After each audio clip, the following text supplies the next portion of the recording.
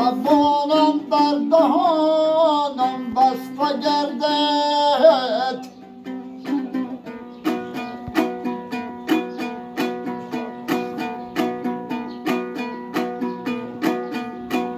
علیف قامتم بشکسته گردد.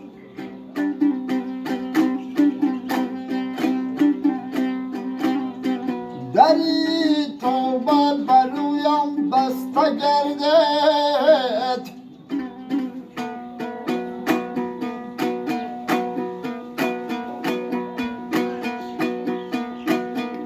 هیچ زاغان از پسی مردار دنیا،